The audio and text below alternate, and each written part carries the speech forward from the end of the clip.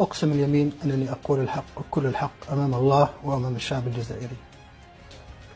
7 مدنيين قتلوا رميا بالرصاص في زيرالدا في الطريق السريع على جانب الطريق السريع. مدنيين 7 مدنيين قتلوا في الطريق السريع في زيرالدا. طب لماذا قتلوا مدنيين هكذا؟ أنت كنت ماذا تفعل هناك؟ أنا كنت معهم. مع القتلة؟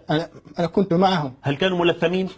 كانوا أولا ذهبنا إلى حانة في حسن داي وسكرتم هناك حتى الثمالة. exactly. وأنت منهم طبعا. نعم أنا أقول التاريخ يعني واحد نعم. وبعدين قالوا يلا نمشي.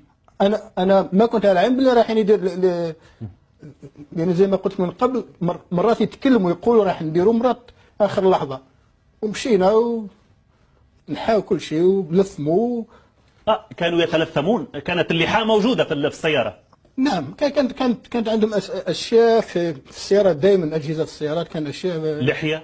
كل شيء بناطيل قصيرة. كل شيء قمصان ومرات. هذا كلام دقيق. للتاريخ هذا تقول. للتاريخ طبعا من يشاهدهم يقول هؤلاء إسلاميون. هذه صارت أمام أعيني يعني مش واحد قالها لي ولا. ثم خرجوا من السيارة. خرجوا من السيارة على المدنيين وحبسوا السيارتين. خرجوا الناس أطلق الرصاص عليهم ولا سبب. هل تعرف أحد القتلى؟ لا أعرف. ماذا قيل حينها حول هؤلاء؟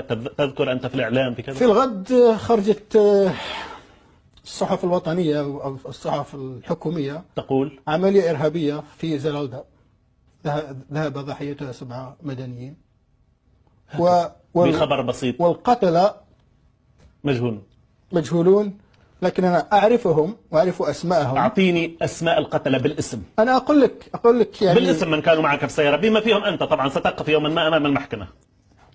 لا أنا سوف أقف أمام المحكمة إذا حكموا الناس الذين قتلوا. يعطيني أسماء القتلة لأننا مضطرين نتوقف في الفصل. أسماء القتلة بالاسم. أولا الضابط عباس.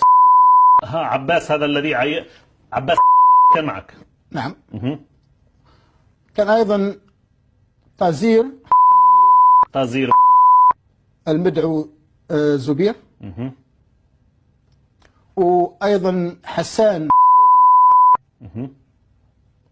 وأيضا الياس. كلهم يعني ضباط في المخابرات. كلهم ضباط. وكان أيضا ضابط آخر اسمه فريد لكن لا أعرف اسمه لأنه كان قليل يعني معايا. لكن هؤلاء الخمسة. هؤلاء الخمسة كانوا. والذين قتلوا طبعا 7 على الأقل. 7 لأن هؤلاء سيد كريم. نعم. يعني أنا لا أدري أتجوز أن أناديك بكلمة سيد أم لا لأنه بعض الجزائر